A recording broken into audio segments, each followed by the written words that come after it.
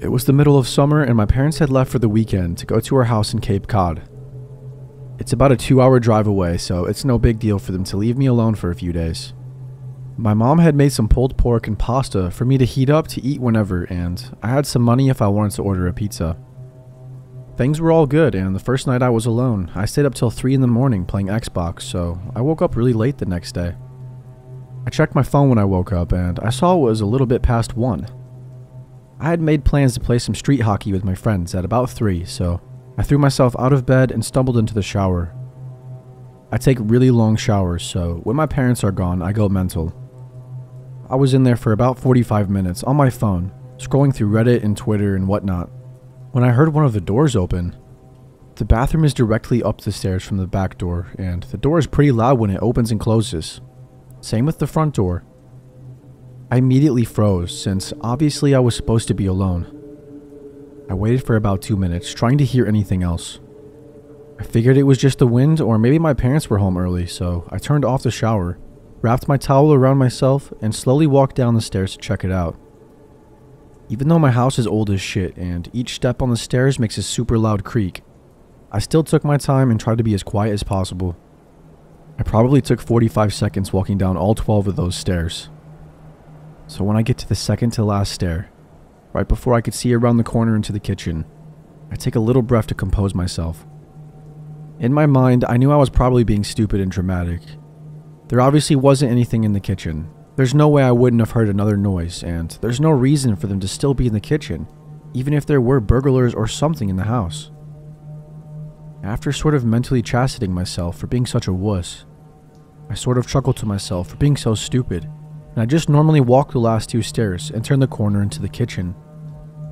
Standing about 2 feet away from me in the middle of my kitchen is a man staring straight at me perfectly still, with a massive smile across his face. The thing I remember most vividly wasn't his face or his smile, but his arms. They weren't just at his side. He held them in the most strange, abnormal position I've ever seen. They were where one would normally hold their arms, but he had rotated them to the point to where they were almost completely reversed, as well as lifting them up and a little bit behind himself. It's hard to explain what I mean. I don't know why I remember this so much, but it's just the most demonic, abnormal position I've ever seen. Honest to God, I think I almost had a heart attack right there. Looking back, I can realize how creepy this situation was, but in the moment I just took a step towards him and I punched him as hard as I could in the jaw, sort of half slapping and pushing him towards the ground. The second I connected, I beelined it up the stairs, dropping my towel in the kitchen with my heart beating out of control. I sprinted into my room and I locked the door behind me. I quickly put up a chair against the doorknob. Almost without thinking, I also immediately called 911 and, nearly in tears, I told the operator what happened. As I sat on the floor of my room, in practically the fetal position, staring at the door, praying that a cop would be here as soon as possible, I noticed the light coming from the gap between my door had stopped. The guy was standing outside of my door. There's no words to describe the feeling I had. I was paralyzed with fear, watching the shadow across the bottom of the door shift in different ways. I stayed balled up, staring at the gap, praying the man would go away for what seemed like an hour. All the while, the 911 operator was asking, "Hello, sir, are you there? Hello?" But I didn't want to make a noise, and even if I wanted to move my arms to bring the phone to my mouth, I don't think I could have. Eventually, the light returned to the gap and I heard the faintest of footsteps, slowly creaking the wooden floorboards as he walked down the hall. It was silent for minutes as I just sat there curled up, unable to even speak. I heard banging on the front door and the sound of 2 officers entering my house. I finally felt safe, and I opened the door to the 2 of them standing there. I almost cried. Nowadays, my parents don't leave me home alone anymore, thank God, and I check every lock in the house before going to bed. I still get nightmares occasionally, and my heart starts racing whenever I see someone standing still, but I'm doing alright. Even working with sketch artists and a few lineups, the police never found whoever was in my house. That sends shivers down my spine every time I look outside, half expecting to see him standing across the street, smiling under a lamppost. I have no idea what he wanted or who he was, but regardless, maybe that's for the better.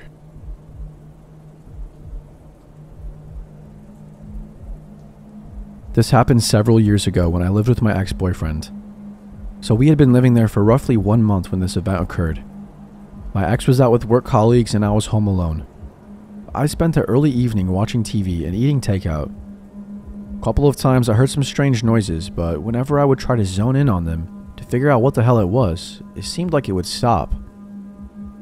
It got later into the night and I decided to go upstairs and use the computer for a little while before heading to bed. At this point in time, we hadn't had our phone line installed and I was still on a pay-and-go phone which had run out of credit.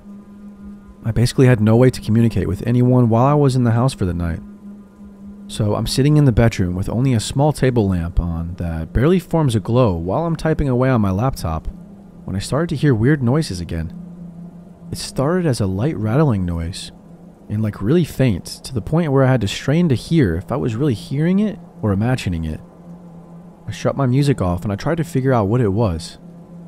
I went into our bedroom and looked down to the front door, but nobody is there. We had a small yard with a high brick wall and a solid wooden gate with nothing to cast any light. But from what little I could see, there was nothing out back either. I sat back down and I switched the music back on. I would say about 10 minutes later, I hear this very eerie screeching sound like metal on metal, again very faint, as if whatever was making it was trying desperately to be quiet. I was getting more than a little freaked out by this point, so I went into our bedroom to retrieve this heavy iron rod that we found in the back of the built-in wardrobe. I didn't switch on any lights as I didn't know what was going on, and I didn't want to alert any possible intruder to my location inside the house. Remember, I had no way of calling anyone, and I was getting more than a little concerned that someone might actually be in my house. I headed into the bathroom to see if I could get a better look into the alley that the house backed onto. The office and bedroom and the bathroom formed an L around the yard, with the bathroom extending further out. I climbed up onto the ledge and inched the window open to try to see out into the alley. I couldn't see a thing, but the whispering was louder and coming from directly behind my gate. I couldn't hear whole sentences, but I heard enough to summarize whoever these men were and that they'd seen us move in and had seen we had quite a lot of valuable equipment, like guitars, computers, my DSLR, TV, game consoles, etc. I imagine they had seen I was home alone and they were waiting for me to go to sleep, to try to get into the house. I stayed perched there for what felt like an eternity until what seemed like the loudest thud in the world echoed up to me. I guess they grew tired of trying to be stealthy, and one or both of them were throwing themselves at my gate, trying to break it down. I could see it shuddering under the blows, and could only imagine how large these men must be. I'm a tiny girl, all of a whole 5'3", and at that point I probably weighed somewhere around 105 pounds. As you can imagine, I was white with terror as I watched my gate groan under the stress. I sat clutching that iron rod, just trying to think where I could hide from them. Suddenly, a glaring light blinded me. At first, I panicked and dropped out of sight, thinking they were shining a flashlight at the back of the house. But then I heard barking and shouting. I peeked out again and I saw the house, which was across the alley from us, had a floodlight installed, and it was illuminating both their own yard, mine and the alleyway, with light. I heard grumbling and cursing, and then 2 sets of footsteps hurrying down the alley. I stayed locked in that bedroom until my ex-boyfriend drunkenly rolled in at about 4 a.m. I didn't sleep a wink that night, and when I went into the yard in the morning, my gate was hanging by one hinge, allowing easy access from the alley. When I looked at the back of it, the keyhole was covered in scratches, as if someone had tried to force the lock. If they hadn't woken the house behind us, I dread to think what could have happened.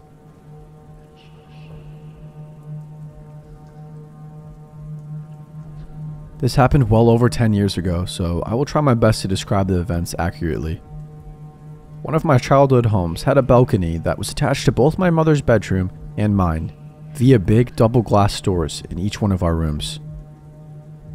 Next to the balcony are 2 trees. One I used to often climb up and down from the balcony. This balcony faced out to the street. I was a 13-year-old girl at the time of this story. One night, when my brother and mother weren't home, I was reading in bed with a very dim reading light. I heard what sounded like something moving in one of the trees outside, but this didn't worry me as possums and bats are common in our area. Now I had thin curtains covering the glass doors that separated my room and the balcony. As mentioned previously, the doors faced out towards the street where a street lamp light was almost always visible through my curtains. Shortly after hearing the tree rustling noises, I see a shadow slowly move past the doors, at which point I immediately turn off my reading light and freeze like a deer in headlights. The shadow was tall, so it wasn't one of the neighbor kids that I'm friends with, and it wasn't my 5-foot mother. The person moved slowly, creeping as though they were trying not to be noticed. They wouldn't likely be able to see into my room, but I could see them thanks to the streetlights behind them, creating a dark silhouette. They moved past my doors out of sight, and I sat there unable to move, or even think about what to do, other than be absolutely still. That is until I heard another sound. The sound of someone trying to open one of the glass doors. My mom's door to the balcony. I didn't know if she had locked him or not, but I wasn't taking any chances. I moved as quickly and as silently as I could to the bedroom door and locked it. I listened for what the person was doing now, and they were still jiggling the glass door handle, but it sounded like the doors weren't opening. I felt relief, like this person couldn't get in surely. All I had to do was wait for them to realize that, and then they would leave, right? Well, I heard light footsteps move back along the balcony to my set of glass doors, till I saw his shadow stop directly in front of them. Again, I froze, knowing he couldn't see me. He didn't know I could see him though. I saw a shadow of a hand reach up to my door handle and my heart stopped. Had I actually locked those doors myself today? I mean, I was out there earlier, what if I forgot? The seconds leading up to him grabbing the handle felt like an eternity. But thankfully, when this person tried to open the door, it did not open. It was locked. I sighed such a sigh of relief. I was worried he had heard it. After this, he began pacing the length of the balcony. I didn't have a mobile phone, as my mom thought I was too young to have one yet, and the landline was at the other end of the house. But I was too scared to take my eyes off of this person, even to call for help. I was silently crying, with tears falling down my cheeks as I internally prayed that they would just leave. Then I heard him stop moving. He then said, "I could just break the glass, you know." Before I could even process this, I saw car headlights turn around the corner of my street and then stop at our property gate. My mom was home. The person on the balcony moved out of sight, and I heard a loud thump as they jumped off of it. When my mom came inside, I was hysterical, and I was barely coherent in telling her what happened. Eventually, I got the message across, and she called the police. They never found or caught anyone, but a neighbor reported a truck in the street that matched the description of a truck that had been reported recently for attempted child abductions near my school a block away. Since I walked that short distance daily, the police suspected that he had followed me or seen that I lived there and waited for me to be alone.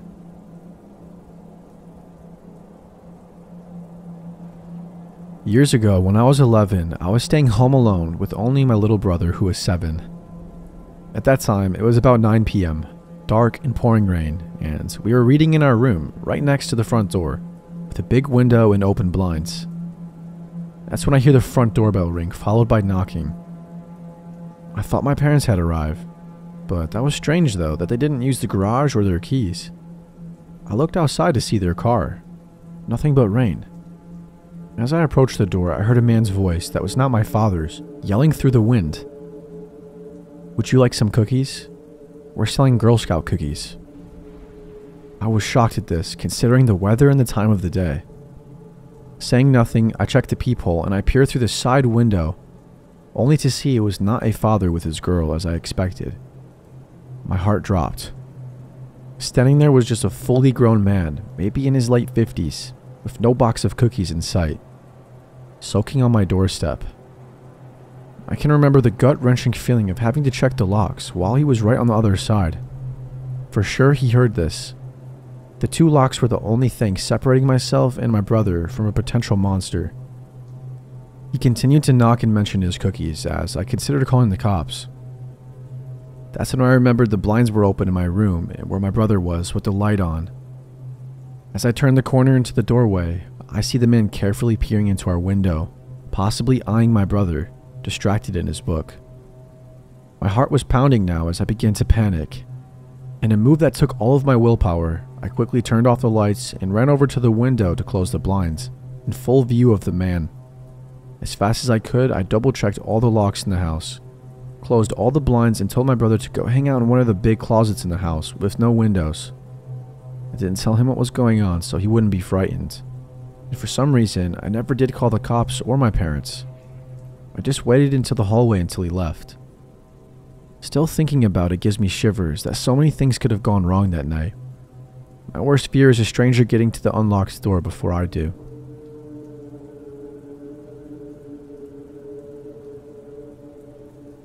So I've had quite a few bad experiences with strange people in my house. From when I was young, an old man would come banging on our door late at night, demanding to see me, causing me to have to hide in the house. Or once when a man came knocking on our door late at night with a knife, because he mistook our house for my neighbor's. These experiences all caused me to be very cautious about opening the front door to anyone, or even being in the house alone, especially at night. But one evening was definitely the worst. It was around 6 p.m. in November of 2018.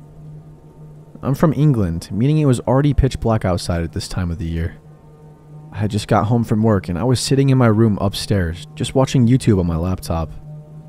My mom shouted up to me that she was just going to pick my brother up from work and would be stopping off at the gas station on the way back, so she would be gone for a little bit, and asked if I wanted to come. I said no and I carried on with my video. I heard her close the front door and pull out of the driveway. I was 17 at the time, so being home alone at night was nothing new to me and I was used to the eerie feeling of it. But after around 10 minutes, I started hearing noises coming from downstairs. At first I thought nothing of it and I just related it to my cat, noisily searching for food in an empty bowl, until I remembered him sitting at the end of my bed. I paused my video and I listened more at the sound of the banging on my back door. This instantly creeped me out, until it was followed by the sound of keys dangling, and I just thought, oh, my mom must have dropped my brother off before going to the station, and he's just trying to go outside. So I let the noise continue as I kept watching my video. He can get quite angry at times, so the loud banging was nothing out of the ordinary, but it just kept carrying on. Banging and the sounds of keys dangling, then dropping, then banging again. Then the fear really hit me. I don't think it's him. I walked out of my room slowly and sat on the stairs, listening carefully to the noise.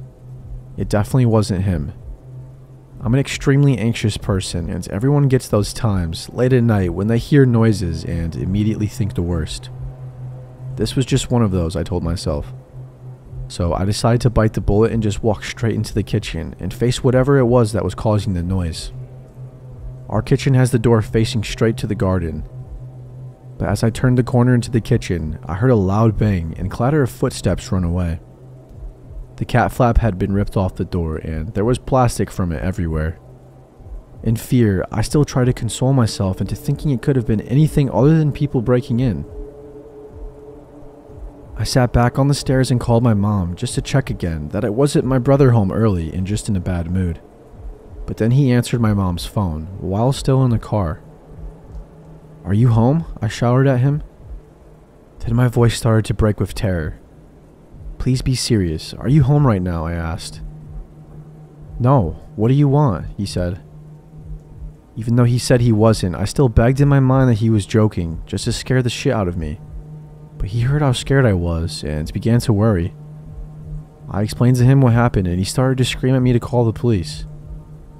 He's never been the protective type, but I could tell now he was really worried and told my mom to rush back home straight away. While calling for the police, I tried so hard to stay calm. I told them exactly what was happening as I hid back in my room with the door tightly locked. Then I heard talking and the banging of doors downstairs again. They were back. I bursted into tears to the dispatcher out of pure fear, and I sat on the phone for what felt like forever until my mom, brother, and police all pulled up at the same time.